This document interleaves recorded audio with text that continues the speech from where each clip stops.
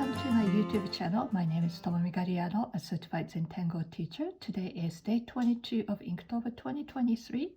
Today's tango is Syndeo by Stephanie Jeniffer. She's the CVT who's been putting together one of the Zentangle Inktober list. So thanks, Stephanie, for your dedication to the community. So this tango, Syndeo, according to her blog, it's inspired by the museum visit they had. So before I get into step out, I'm gonna set up some orbs. So this is actually not. Oops, my pen is not working.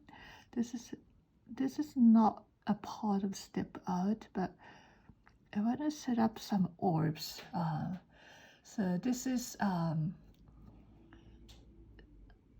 you can see if you go to her blog, she has done this on a piece of a rock or ceramic or something like that. So I wanna do the same or perhaps similar way she has done as a sample, because I thought that was just really nice way to put on a small bijou tile. So I set up five orbs, one in the middle. But so this tango Syndeo, which means I guess the connect in Greek. So I'm gonna have 1, 2, 3, 4 of them. So you have an orb, and you're gonna aura this orb, perhaps halfway, maybe a little less than a half, and I will continue to do this on all of them. Maybe that's easier. We'll see. Oops, this one got a little carried away. But you're trying to aura this orb. This one got carried away a little bit.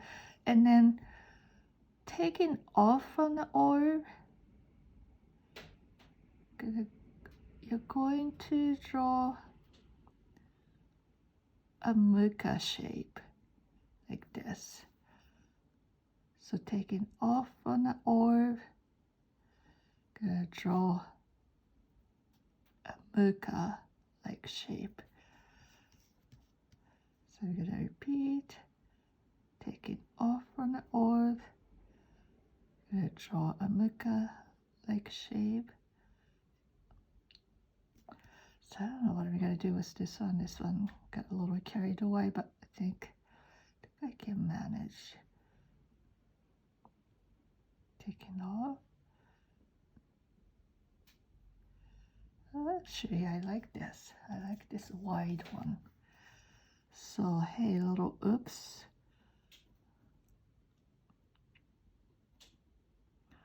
But little oops is creating the opportunity.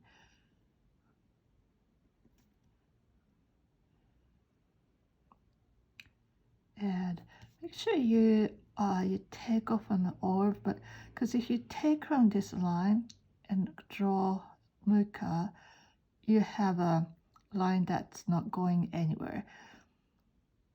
Or maybe you feel more comfortable drawing muka this direction, but just make sure you'll be able to connect your line back to this aura line that you created. So to make it simple, I try to remember to take off on the orb and come back and connect. Okay, and looks like you do this sort of kind of wavy shape like this. So this is in between these two over the orb. Have this cute little shape, and then you're gonna add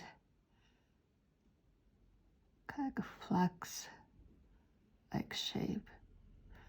Like depending on how wide your space is, you may be able to fit 3, 4, 5.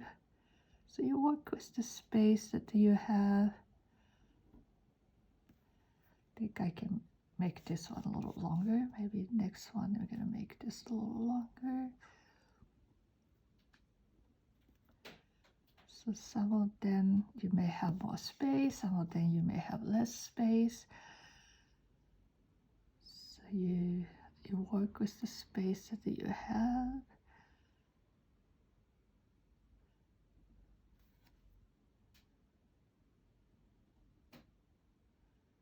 Okay, like this. And I have a lot of in-between space. Like here I have space here. Maybe I'll just add, should I do? I think I can just repeat this element here to just have a little bit of consistency throughout. But when you have in between space like this, you can always ink in, put an orb, or just leave them as they are.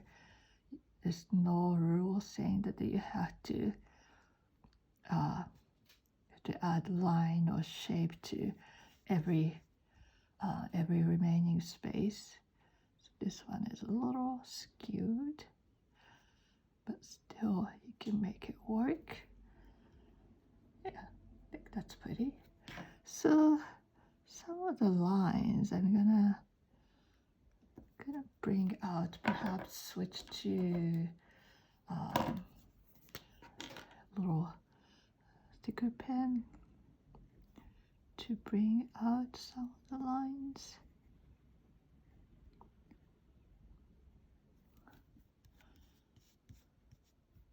So it's just a little detail that you can do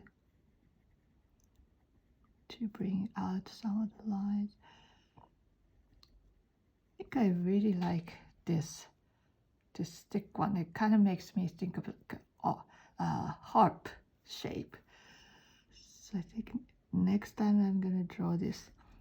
Next time I draw this tangle, I think I'm gonna do this instead of trying to make it like evenly spaced aura.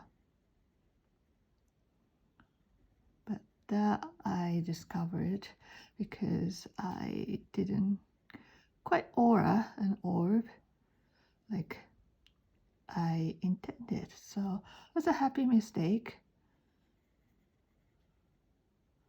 So there's really no mistake in Zentangle. You can always find a moment like that as an opportunity to make something beautiful. So right now I'm just doing a little bit of extra work because my pen wasn't quite bright enough. I did original line with 08, and maybe my pen was a little clogged, or maybe I don't know, just didn't feel like it's bright enough. So I think I want a little more brightness. Should I do? Maybe I'll add little dots. So with black tile, the more ink you add, the brighter they get. Yeah, I like that. And I will switch to my what is that? White charcoal pencil. Sorry, sometimes it's hard to talk and draw at the same time.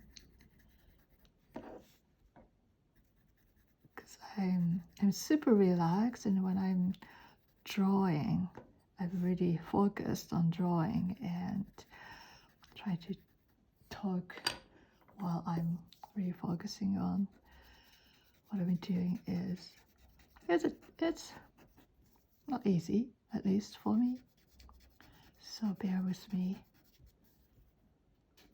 And also, as you can tell, English is not my first language.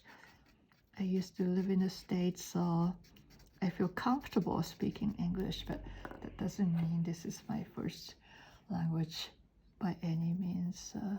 By no means.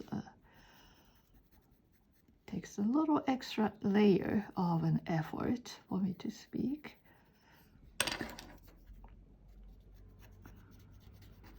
So I used to live in the States, and then I recently, a few years ago, moved back to Japan, where I grew up. So Japanese is my first language, and it's kind of funny that like I had a hard time, not always, but sometimes I had a hard time recalling some of the words that I used to know in Japanese because I was away for such a long time. But then once I got used to communicating in Japanese, I just realized, oh, that's just, life is so much easier when I can just speak my own language. So I think my brain gotten a little lazy in a sense. But it's nice. I heard that learning new language is good for keeping your brain young and keeping us from getting a dementia. I hope that's true. That I want to keep up with my language learning. Perhaps I'll take up another language. I don't know. Maybe when I completely retire, I'll take up on another language. Who knows? But I think being immersed is... Oh, okay, sorry. Right now I'm just adding a little more white ink, creating bright spot. Being immersed in the environment is the best way to learn language. Like one time, a long time ago, I went to China, and I was there for about a month, just traveling, meeting different people, and I did not speak any Chinese word before I went there, which was a stupid idea. Looking back, I should have studied a little bit before I went there, but I was young and I was thinking, maybe at least I can find somebody who speaks English to help me, which is kind of true, but back then, I'm sure it's a little different now, but back then, there weren't that many people, at least where I was, who spoke English. So I learned it hard way, and I took every opportunity that I had, like when I sit next to somebody in a long distance train ride or bus ride, I would ask the person who's near me who speaks a little English, at least, to teach me Chinese. So that's how I learned Chinese. And after spending a month learning like that, I still, I could only do the basic, super basic Chinese, but I was able to just travel without much difficulties in negotiating price and all of that. That was fun. That kind of gave me confidence in language learning, or like traveling any place in the world, to just go there, immerse myself, and learn as I go. So this is today's Tangle. Thank you again, Stephanie, for putting together this wonderful list every year. And thank you for watching and tangling with me. If you like my video, please subscribe to my channel, and I will see you tomorrow for day 23. Thank you for watching. Bye now.